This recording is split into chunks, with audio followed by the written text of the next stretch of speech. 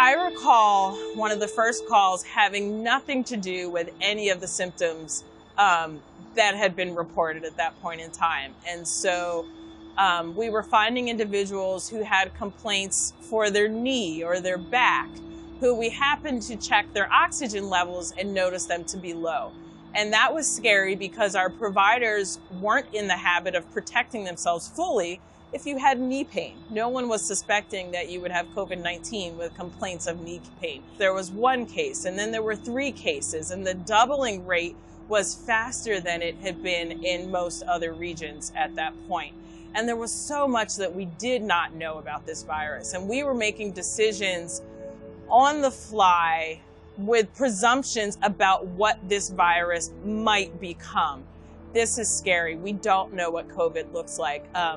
And there was some pushback of like, you can't use all your PPE on everyone. And I said, we're going to do that. Oh goodness, there were such highs and lows because it was all word of mouth of, hey, we heard about a stash here. Well, let's go check it out.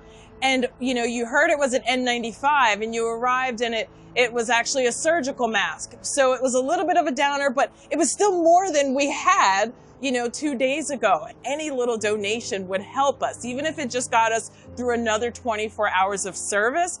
Every little win was monumental. It was just so touch and go. The emotions were so on the surface because we genuinely did not know what the next 48 hours would look like.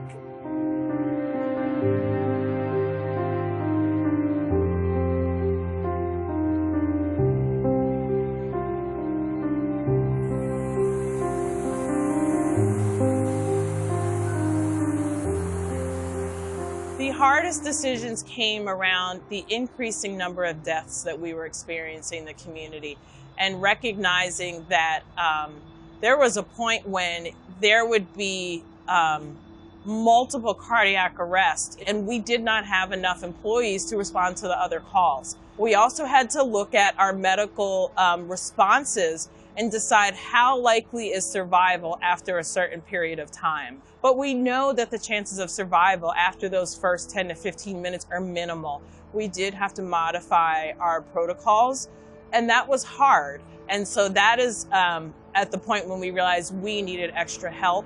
We went to the state, we were able to get support there. The help of our volunteers, I cannot say enough how we had so many persons that were like, we want to be here and support our staff and support our residents and help to battle this disease.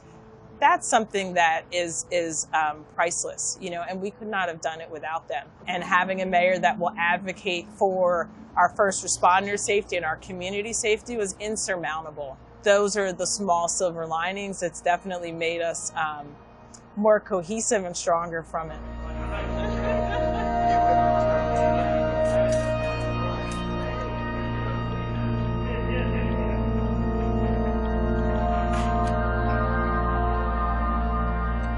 I think at the end of the day, my role as the director is to support my employees. And there are not enough kudos or points of gratitude that I can give to the EMTs and paramedics that are in the streets 24/7.